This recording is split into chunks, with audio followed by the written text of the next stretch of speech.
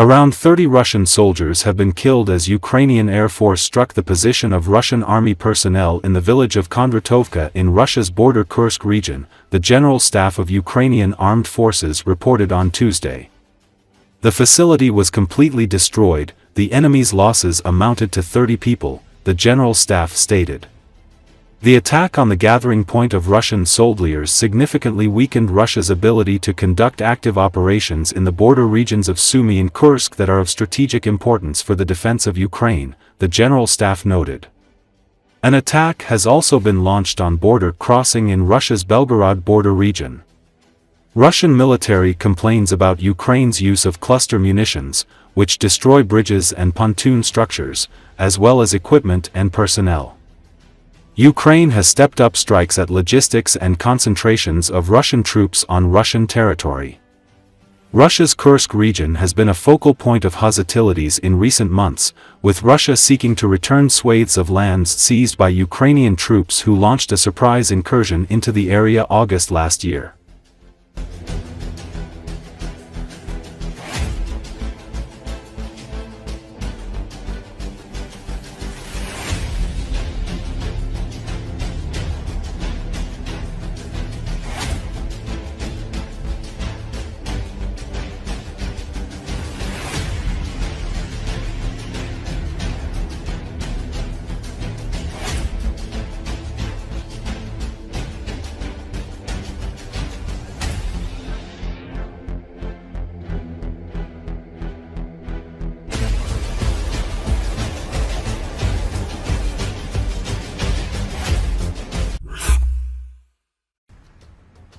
Ukrainian electronic warfare systems are effectively disrupting Russian satellite-guided glide bombs, causing them to miss targets by wide margins, according to evidence emerging from the front lines. Such wide misses are becoming increasingly common along the 1,000-kilometer front as Ukraine deploys more advanced jammers across critical sectors. Last year, Russian fighter bombers were launching as many as 100 glide bombs per day along the 1,000-kilometer front line of the war.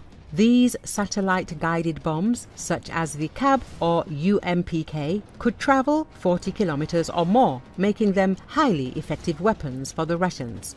At the time, Ukrainian forces had few means to counter these attacks. However, this situation has changed with the introduction of advanced electronic warfare systems. Forbes reports that a video recording of a Russian drone feed posted online on or just before the 23rd of March appears to show this jamming capability in action. The footage shows a drone circling what appears to be a potential Ukrainian troop base near the front line, seemingly monitoring an incoming CAB strike. While the drone's crosshairs are fixed on a specific structure, the bomb detonates away in an empty field. Fighter Bomber, the unofficial Telegram channel of the Russian Air Force, acknowledged last month that the golden era of the Divine Bomb guidance kit turned out to be short-lived. The channel, which previously claimed these weapons were accurate to within 5 meters of a target, now admits that while the bombs are still flying, there's a catch. All satellite-guided correction systems have left the chat. The primary reason, according to Fighter Bomber, is that Ukrainian radio jammers have become so effective and numerous that they saturate the front line. The CAB and UMPK satellite-guided glide bombs rely on Russia's GLONASS satellite constellation for navigation and course correction. Ukrainian jammers interfere with the communication between these bombs and their navigation satellites, causing them to veer off course and detonate harmlessly in open areas instead of striking their intended targets. The primary reason, according to Fighter Bomber, is that Ukrainian radio jammers have become so effective and numerous that they saturate the front line. The CAB and UMPK satellite-guided glide bombs rely on Russia's GLONASS satellite constellation for navigation and course correction. Ukrainian jammers interfere with the communication between these bombs and their navigation satellites, causing them to veer off course and detonate harmlessly in open areas instead of striking their intended targets.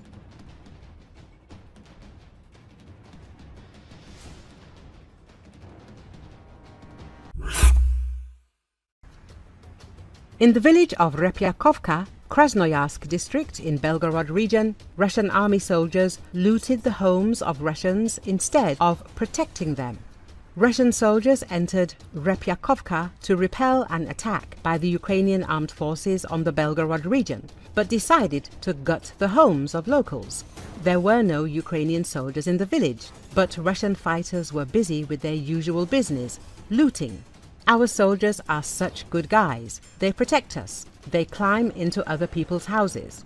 One of the village residents bitterly commented in a conversation with the publication Pepel. According to him, at least 20 houses were robbed. In some houses lie the dead Russian soldiers, he added. Empty bottles of alcohol from drinking parties are scattered around the house. Earlier, Belgorod region governor Vyacheslav Gladkov reported that entry to Repyakovka was temporarily restricted. However, local residents say that a significant portion of people remained in the village, unable to leave. There was no evacuation as such. People were informed about everything when it was no longer possible to leave. Many broke through on their own. Others are afraid to leave their homes. There are too many drones. It is impossible to leave the village, a resident said. Some, in desperation, are returning to the village across the fields to try to save their property from the hands of their own marauding soldiers. But the situation is becoming increasingly dangerous. The governor is urging people not to return, and there are already wounded among those who have risked it. The artistic director of the Repyakovka Cultural Development Center and United Russia deputy Tamara Melnikova was forced to admit in an interview with Peplu that looting does indeed take place. However, she claims that the evacuation was organized clearly and quickly, although the villagers themselves tell a completely different story. The head of the administration was busy with the evacuation from early morning. There was enough transport. Everyone was persuaded to leave, especially children and the elderly, Melnikova insists. But the reality turned out to be different. Many stayed. There was shelling in the village, and Russian soldiers were in charge of the houses, robbing even their own citizens. The looting of the Russian army has long been its calling card in the occupied territories of Ukraine. But now the Russians are forced to admit their soldiers do not differentiate between theirs and theirs. They rob everyone they can reach.